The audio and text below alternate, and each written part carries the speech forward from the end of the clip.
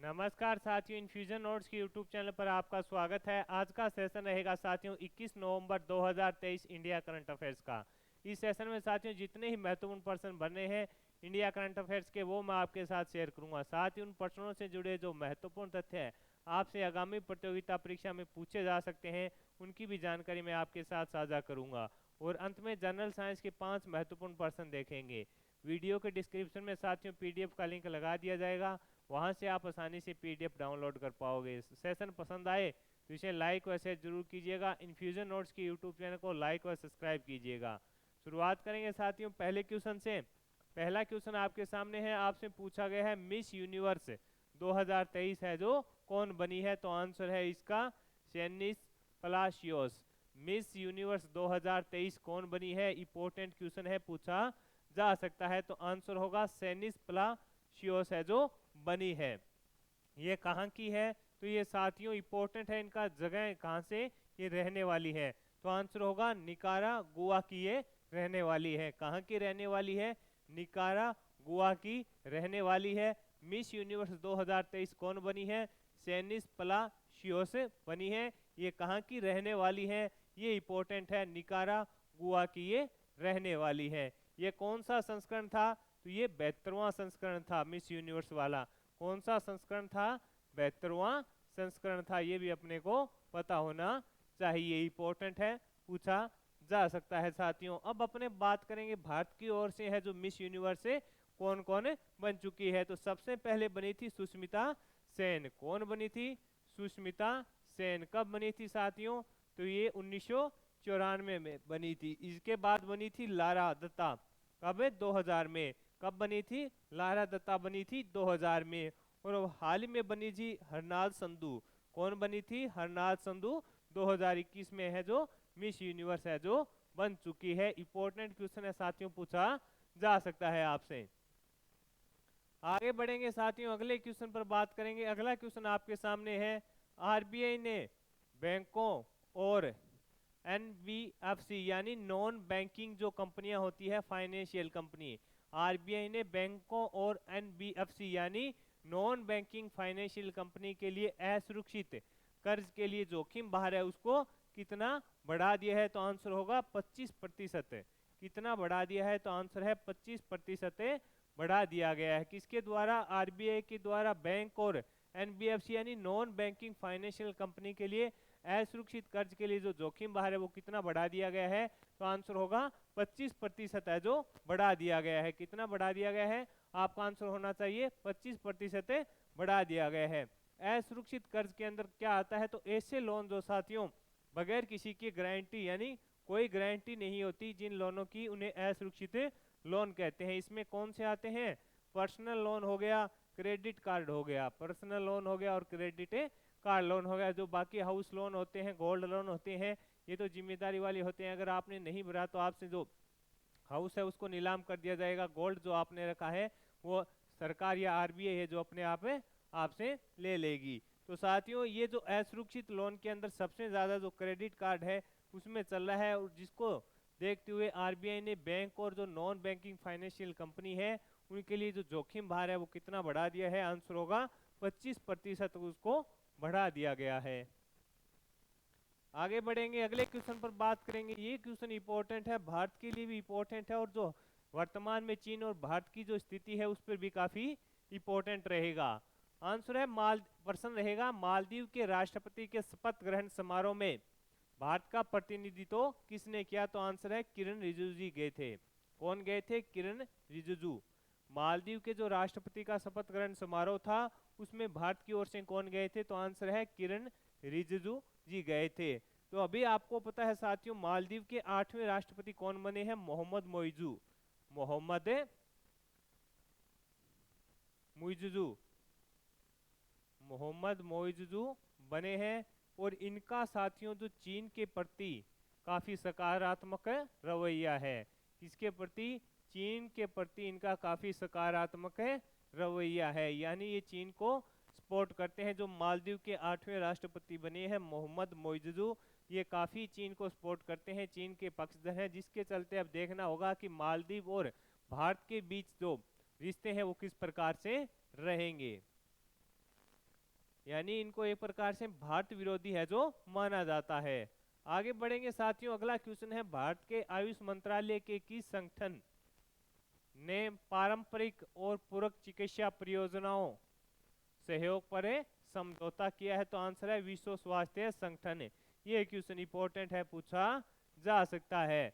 भारत के आयुष मंत्रालय के साथ किस संगठन ने पारंपरिक और पूरक चिकित्सा परियोजना के लिए समझौता किया है? तो आंसर होगा विश्व स्वास्थ्य संगठन ने किया है। इसका उद्देश्य क्या रहेगा? उद्देश्य है साथियों पारंपरिक चिकित्सा जो प्रणाली है उसको मानकीकरण करना और अंतर्राष्ट्रीय स्तर पर इन्हें प्रसारित करना। क्या करना? जो पारंपरिक चिकित्सा प्रणाली है उनको मानकीकरण करना और उन्हें अंतर्राष्ट्रीय स्तर पर है जो प्रसारित करना इसका उद्देश्य रहेगा। दोनों के बीच समझौता कहाँ हुआ? तो जिनेवा में हुआ, यानी विश्व स्वास्थ्य संगठन और भारत का जो आयुष मंत्रालय है उसके बीच एक समझौता हुआ है।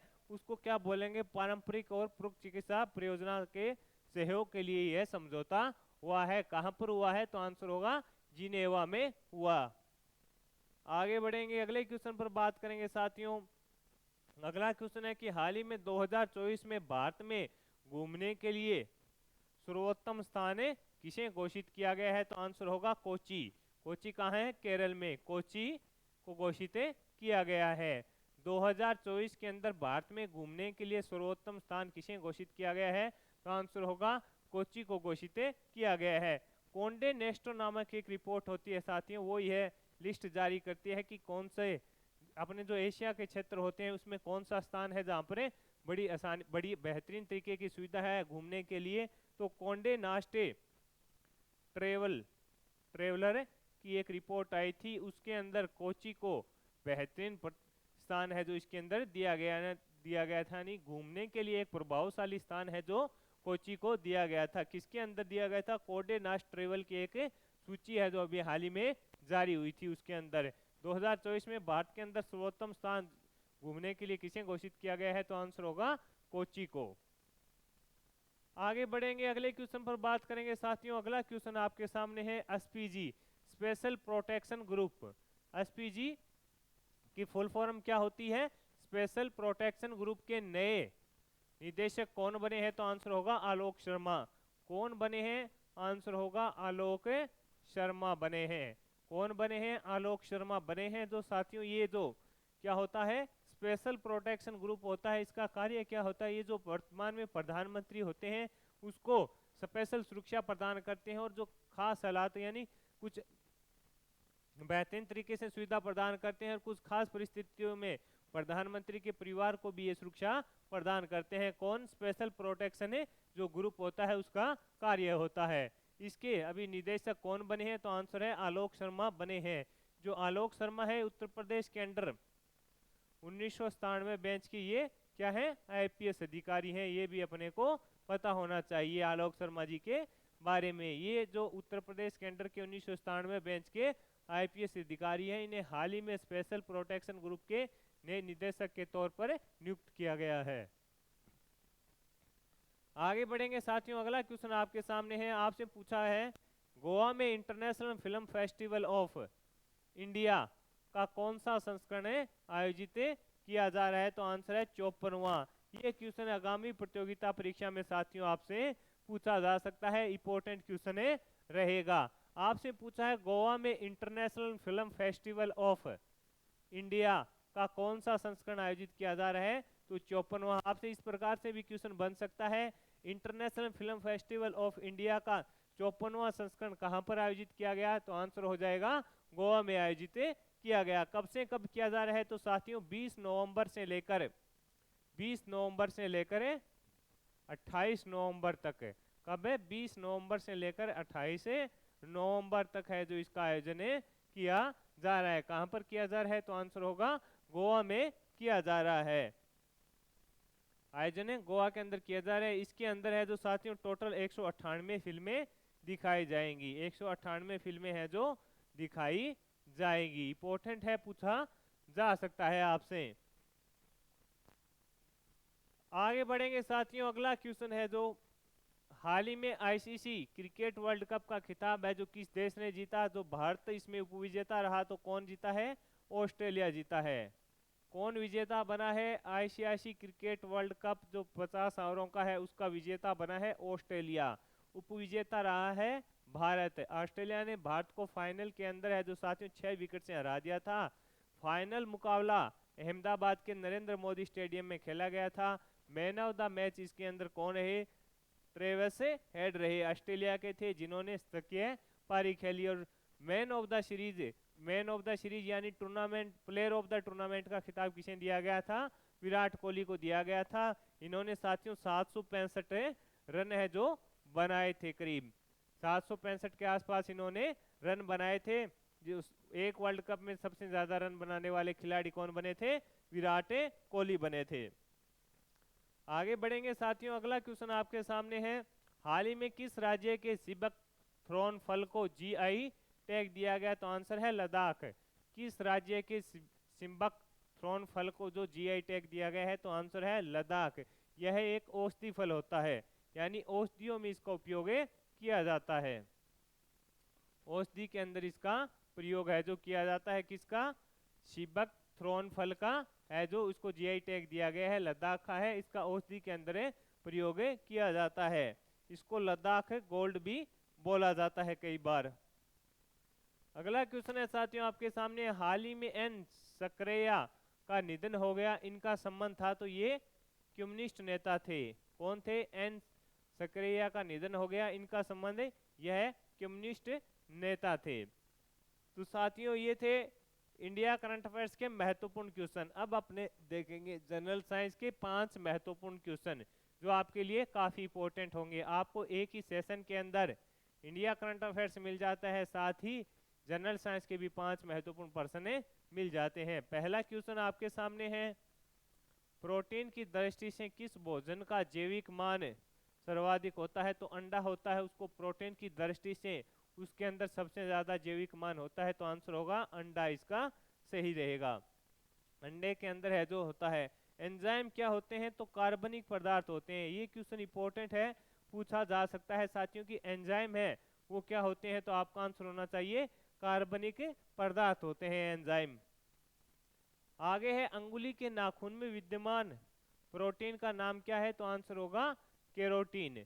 आपसे पूछा गया है जो अंगुली के नाखून होते हैं उसमें जो विद्यमान प्रोटीन होता है उसका नाम क्या होगा? केरोटीन उसका नाम रहेगा साथियों।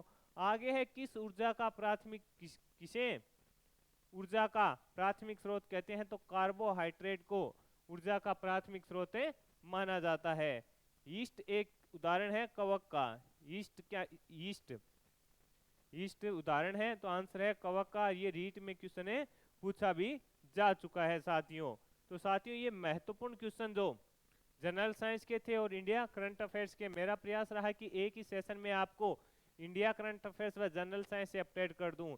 जितनी भी प्रतियोगिता परीक्षाएं होती है साथियों, सबसे ज़्यादा महत्व आजकल करंट अफेयर्स व जनरल साइंस का है। वो दोनों की दोनों चीज़ें आपको 10 या 12 मिनट के सेशन में डेली मिल रही है। तो ये मेरे द्वारा किया जा रहा प्रयास आपको पसंद आ रहा है तो इस सेशन को लाइक व शेयर जरूर कीजिएगा। इन्फ्यूजन नोट्स के यूट्यूब चैनल को लाइक और सब्सक्राइब कीजिएगा और अपने दोस्तों में भी इसे जरूर शेयर कीजिएगा। धन्यवाद साथियों।